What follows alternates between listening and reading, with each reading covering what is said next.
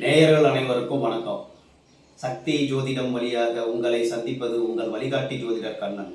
கைரேகை கருத்துக்களை மிக எளிமையாக உங்கள் கையை பார்த்தவுடன் புரியும்படி கற்றுக் கொடுத்து கொண்டு வருகிறோம்.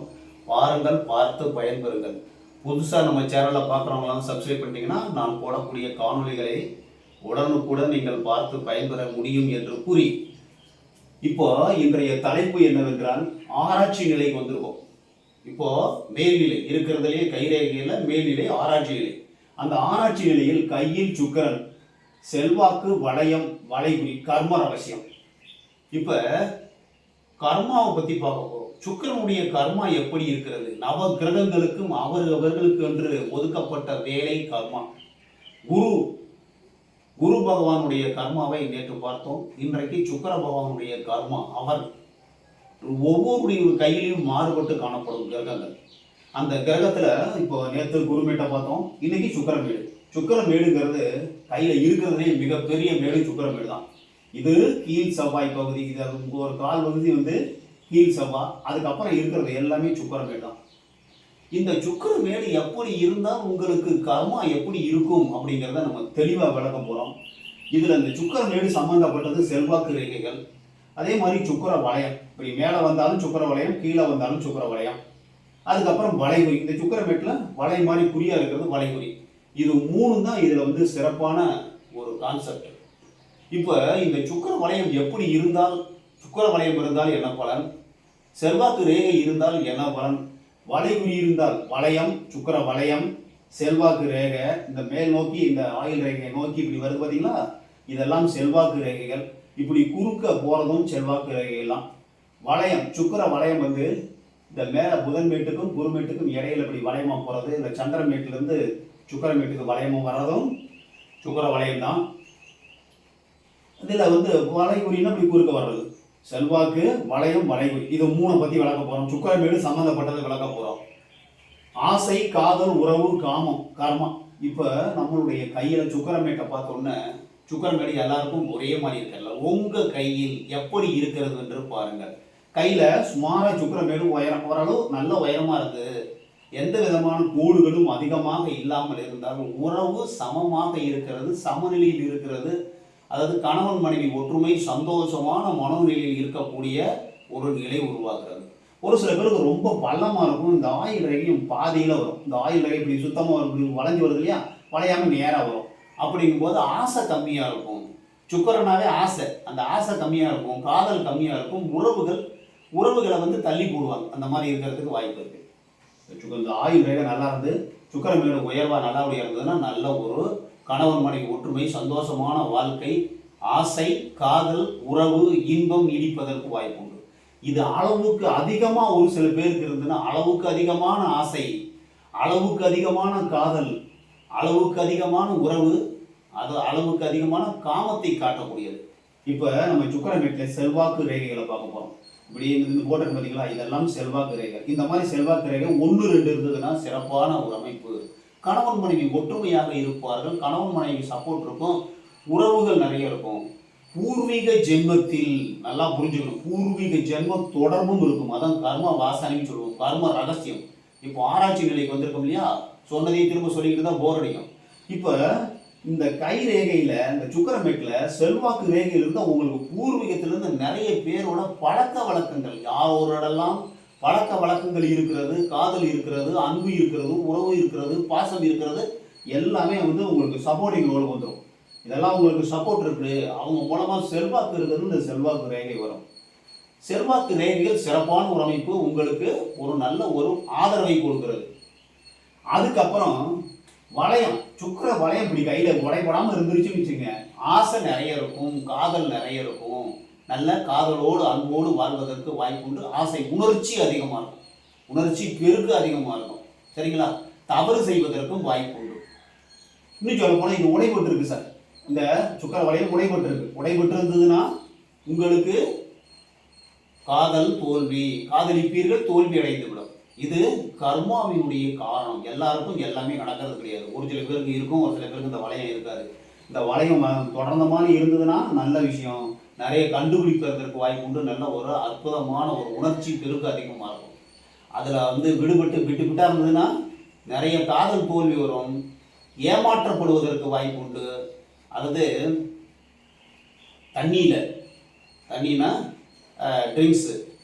ட்ரிங்க்ஸுனால, போதை வஸ்துக்கள்னால, இல்லை காதலினால் அடிமையாவதற்கு வாய்ப்பு உண்டு. சுய இன்பம், தன் உடம்பை தானே கெடுத்து கொள்வது, அந்த மாதிரி விஷயங்களில் கூட ஈடுபடுறதுக்கு வாய்ப்பு உண்டு. அடிமையாவதற்கு வாய்ப்பு உண்டு. இந்த சுக்கர வளையம் உடைபட்டால் அந்த மாதிரி பிரச்சனை வரத்துக்கு வாய்ப்பு இருக்கு. அதுக்கப்புறம் நம்ம வளைகுறியை பார்த்துருவோம். வளைகுறினா இப்படி குறுக்கும் நேருக்கும் சுக்கரமேட்டில் இருக்கிறது தான் வளைகுறி.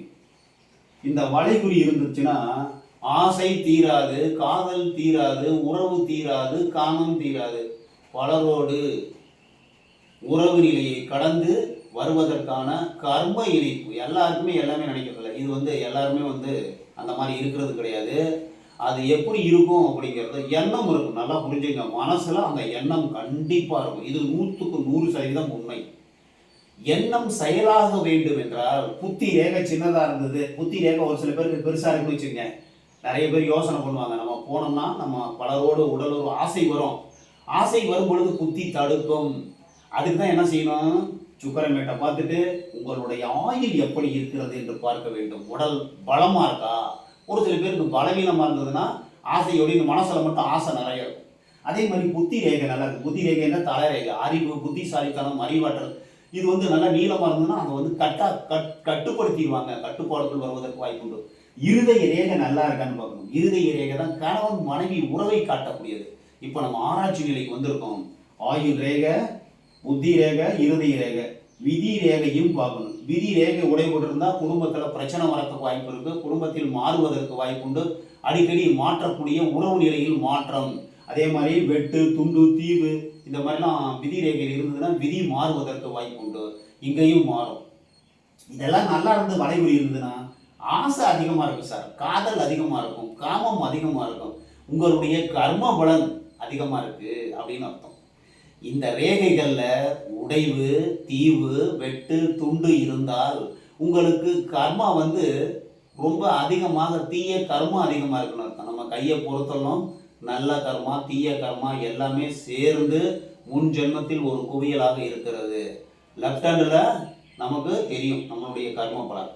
நம்ம ரைட் ஹேண்டில் இப்போ இந்த ஜென்மத்தில் என்ன செய்ய போகிறோம் அப்படிங்கிறது இந்த ரேகைகள் மூலமாக காண்பிச்சு கொடுக்கும். கையில் உள்ள மேடுகள் ஆசையை குறிக்கக்கூடியது, ரேகைகள் அது நிறைவேற்றக்கூடியது நம்ம சொல்லியிருக்கோம். இப்போ இன்னைக்கு சுக்கரமேட்டை பொறுத்தவரைக்கும் சுக்கரமேடு அந்த ஆயுள் ரேகை நல்லா இருந்தாலும் உடம்பு பலம் நல்லா இருக்கு அப்படின்னு அர்த்தம். செவ்வாயும் சுக்கரனும் நல்லா இருந்து இந்த சுக்கரமேட்டில் அதிகமான கோடுகள் இல்லாமல் இருந்தால் சந்தோஷமான இல்லறம் நடத்துவதற்கு வாய்ப்பு உண்டு. அன்பு, காதல், பாசம், அளவு முயற்சி. நிறைய பேர் சுக்கர அழகுன்னு சொல்லுவாங்க பார்த்தீங்களா. ஒரு சில பெண்களை பார்த்தால் மகாலட்சுமியை போன்று அழகாக பார்க்கும்போதே கண்ணுக்கு பளிச்சுன்னு அழகாக இருப்பாங்க, மேக்கப் போடுது. அதே மாதிரி ஆணாக இருந்தாலும் நல்ல ஒரு வெள்ளை வேஷ்டி, வெள்ளை சட்டை, நல்ல ஒரு டிப்டாப்பாக ட்ரெஸ் பண்ணுறது, நல்லா மேக்கப் பண்ணிக்கிறது, இதெல்லாம் சுக்கரனுடைய வேலை. ராயல்ட்டி, அதாவது நல்ல ஒரு உயர்ந்த தன்மையாக காண்பிக்கக்கூடியது சுக்கரனுடைய வேலை. அந்த வாலிப வயசு ஒரு 30-40 வயசு வரைக்கும் அந்த மாதிரி எண்ணங்கள் தோன்றும். அதுக்கப்புறம் ஆன்மீக ஈடுபாடும் சுக்கரனுக்கு உண்டு. அந்த சுக்கர பகவான் என்ன பண்றாரு, இளமையில காதல்ல இருப்பார், காதல்ல சந்தோஷத்துல இருந்துட்டு இருப்பாரு. அதுக்கப்புறம் படிப்படியா ஆன்மீக ரீதியா மக்களுக்கு சேவை செய்யக்கூடிய இரக்க குணம் உள்ளவராகவும் இருப்பதற்கு வாய்ப்புண்டு. சுக்கரனுடைய கர்ம நிலை, ஆராய்ச்சி நிலையை பார்க்கும்போது, கர்மத்தை பார்க்கும்போது சுக்கரன் ஆசையை மட்டும் கிடைக்கிறது. மக்களுக்கு சேவை செய்யக்கூடிய பாராளுமன்றம், நாடாளுமன்றம் இந்த மாதிரிலாம் மக்களுக்கு சேவை செய்யக்கூடிய அரசியல்வாதிகளும் இந்த மாதிரி சுக்கரமேடு உயர்வா இருக்கிறவங்க இருப்பாங்க. மக்களை தன்னுடைய குடும்பமாக, தன்னுடைய அதாவது எப்படி சொல்றதுன்னு தெரியல. இப்போ நம்ம இனம், நம்மளுடைய குடும்பம் இருக்கு இல்லையா, நம்ம குடும்பம் மாதிரி மக்களை நினைப்பாங்க. இறக்க குணம் அதிகமாக இருக்கும். இந்த சுக்கரன் அதிகமாக இருக்கும்போது இறக்க குணம் அதிகமாக இருக்கும். நல்ல தொண்டு உள்ளம் கொண்டவர்களாக இருப்பார்கள். அதாவது 30-40 வயசுக்கு மேலே. அதுக்கு முன்னாடி இந்த மாதிரி வளைகுறி இருந்து அளவுக்கு அதிகமாக சுக்கரம் இருந்ததுன்னா ஆசை அதிகமாக இருக்கும், காதல் அதிகமாக இருக்கும், காம எண்ணம் அதிகமாக இருக்கும். தவறு செய்வதற்கு வாய்ப்புகள் குறைவு. தவறு செய்யணும்னா புத்தி ரேகை சின்னதாக இருக்கணும். புத்தி ரேகை சின்னதாக இருந்து இந்த சுக்கர வளையம் உடைபட்டிருக்கணும். இந்த சுக்கர வளையம் உடைபட்டு இந்த புத்தி ரேகை சின்ன, ஒரு சில பேருக்கு என்ன பண்ணணும், புத்தி ரேகை இப்படி வருது சார், இந்த புத்தி ரேகை வரும்போது இப்படி வரும். புத்தி ரேகையெல்லாம் அடிக்கடி உடைபட்டு இருக்கிறது, இப்படி தீவு இருக்கிறது, இந்த மாதிரி இருக்கும் பொழுது காதல் தோல்வி ஏற்படும். சின்னதாக புத்தி ரேகை, இவ்வளோதான் புத்தி ரேகை வருது, இதுக்கு மேலே புத்தி ரேகை இல்லை. இந்த வளைகுறி இருக்கு. தவறு நடப்பதற்கு வாய்ப்பு உண்டு.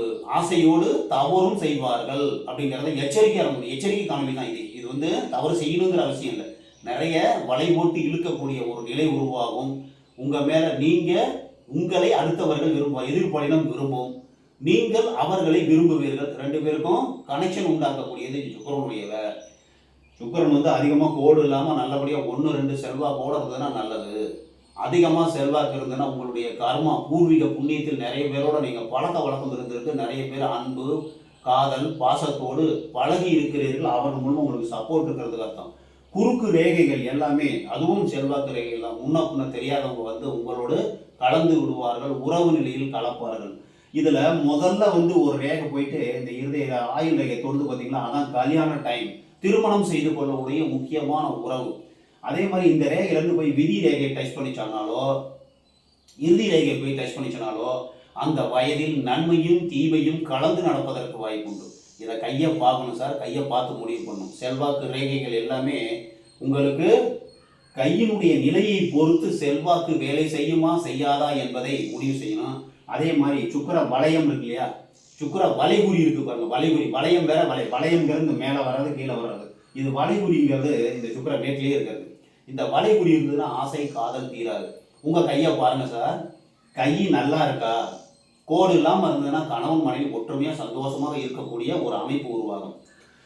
அந்த கையில் சுக்கிரமேடு நல்லா இருந்து இறுதி ரேகை நல்லா இருந்துச்சுன்னா உங்களுக்கு புண்ணிய தாரத்தின் மூலமாக சந்தோஷமான வாழ்க்கை காத்திருக்கிறது அப்படிங்கிறத தெரிஞ்சுக்கலாம். இந்த விதி ரேகை உடைபடாமல் இருந்து இந்த புத்தி ரேகை நல்லா இருந்துருச்சுன்னு வச்சுங்க, உங்களுக்கு சந்தோஷமான வாழ்க்கை நடப்பதற்கு வாய்ப்பு உண்டு. இதில் வளைகுறியும் இருந்து அளவுக்கு அதிகமாக சுக்கிரமேடும் அதிகமாக இருக்கு, வளைகுறியும் இருக்கு, சுக்கிர வளையமும் உடைபட்டு இருக்கு, புத்தி ரேகை சின்னதாக இருக்கு. இப்போ ஆசையை கண்ட்ரோல் பண்ண முடியாது, தவறு ஏற்படுவதற்கு வாய்ப்பு உண்டு. எச்சரிக்கையாக இருக்க வேண்டும்.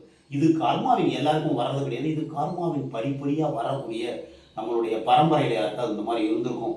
நம்மளுடைய பிளட் ரிலேஷன் மூலமாகவோ இல்லை நம்மளுடைய கர்மா சஞ்சீவித கர்மான்னு அந்த கர்மா வந்து நிறைய கூட்டி வச்சிருக்கும், நல்லது கெட்டது. 3 நிலை இருக்கு. ஒன்றும் அதிகமாக இருக்கும், ஃபுல்லாகவே நல்லது கெட்டது. இப்போ நடக்க போகிறத ரைட் ஹேண்டில் காமிக்கும். சரிங்களா? இனிமேல் முடிவு பண்ணுறதை நீங்கள் தான் முடிவு பண்ணணும். இப்போ இந்த மாதிரி வளைகுறி இருக்குது, அளவுக்கு அதிகமாக உயர்வுனா எண்ணம் அதிகமாக இருக்கும். பல பேரோட உடலுறவு செய்ய வேண்டும், சந்தோஷமாக இருக்க வேண்டும் என்கிற தீராது ஆசை தீராது. புத்தி ரேகை நல்லா இருந்ததுன்னா என்ன ஆகும், மனசோடையே நின்று போகிறோம். கணவன் மனைவி உறவு கரும்பாக தித்திக்கும், சந்தோஷமாக வாழ்க்கை வாழ்வதற்கு வாய்ப்பு உண்டு. இதை நான் எதுக்கு சொல்கிறேன்னா, இந்த மாதிரி அளவுக்கு அதிகமாக சுக்கிரமேடு உயர்வாக இருந்து வளைகுறி இருந்து சுக்கிர வளையம் உடைபட்டிருந்தா அந்த எண்ணம் தோன்றும். நீங்கள் எச்சரிக்கையாக இருந்தால் அதிலிருந்து விடுபட்டு உங்களுடைய கர்மாவை மாற்ற முடியும். நல்லா புரிஞ்சுங்க.